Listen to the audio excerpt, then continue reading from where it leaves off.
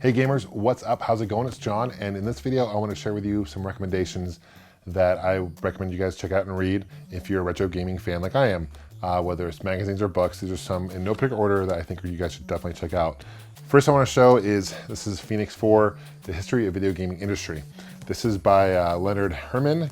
I've gotten an opportunity to meet him in person, really nice guy. This thing, as you can see, is super thick. I'm not even sure how many pages this is. It's over 750 pages, but basically it goes through the history of gaming up through 2015. This is like the Bible of video games. So if you want to know any history, if you like, I'm a history buff myself. I love to find out how the particular game came about. There's over 1,000 pictures in this thing. You got different accessories, different systems, you know, various consoles, different genres. There's the Atari Lynx. It's one of my favorite handhelds. Of course, the Game Gear converter. I mean, it's crazy. There's the NES, just open up right to it. Definitely check it out. Phoenix 4, The History of Video Game Industry. So, okay, here's another item I recommend. This is a new magazine. It's called Old School Gamer Magazine. This is issue 1. I got this for free at the Portland Retro Gaming Expo earlier. I guess now it says this past year in 2017. And it's really cool, highly detailed. They got a lot of great contributors to it. Nice glossy colored pages, a lot of history about different gaming, stuff like that. Pretty awesome. They're on issue number 2 now, and I believe they're shipping that now, so I'm excited to check that out. Definitely check out Old School Gamer Magazine. This is a 2-for-1 book I'm going to show you by Jeffrey Wittenhagen. NES Oddities and Homebrew Revolution, and the NES Nintendo Entertainment System Compendium. This one on my right, your left, is basically a lot of contributors in the YouTube community help put together their thoughts about particular games. I'm actually including this, so I'm a little biased, but no, it's actually a really good book. I mean, you can see the quality of the book is really amazing. And then this one is NES, so if you're curious about NES Homebrews, which is cool, I'm passionate about NES Homebrews, as most of you guys know. This has got reviews on all those games, you know, different games, even oddities, you know, different games, Famicom games. See pictures, got a picture of each game. Very, very cool. And I don't know how many pages this is, but it's very, very thick.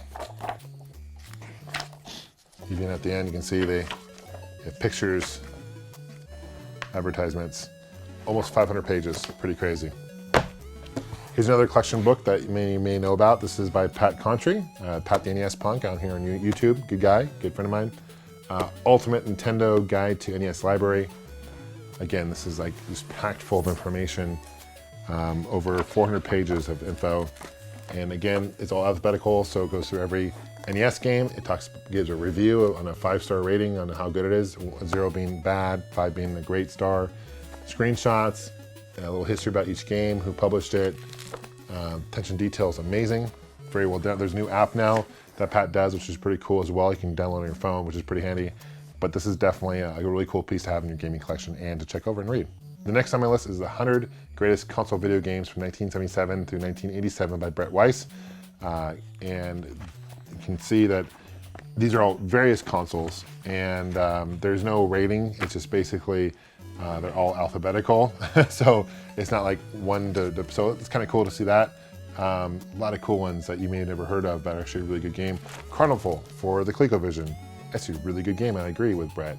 And so these are games, this is an era in 1977 to 1987 that these are classic games that many people who didn't grow up before the NES may not know about. So you want to check this out definitely and get a good idea of what games were popular in this era. Another great book I recommend is Ready Player One. This is a book by Ernie Klein. They're actually making a movie that's coming out, I believe, in March of this year. I've read this book, I've listened to the audiobook like a dozen times. It's one of my favorite, it is my favorite book, novel anyway. And it just takes place in the future. It's about Easter eggs and just, I mean, there's so many gaming references in this and just pop culture references from the 80s that if you're like my age, even younger, you'd definitely appreciate it. I'm excited for the movie. Steven Spielberg's directing it. The preview looks amazing. Ready Player One, check it out. Trust me. The last book I recommend, this is The Art of Atari. This is by Tim Lapatino, and I got this at Barnes & Noble, I believe, but this is a really cool, just the different artwork of Atari, and whether it's arcades or the games. You can see Pac-Man, a lot of information. There's E.T., about them digging it up, the mystery of burial of E.T.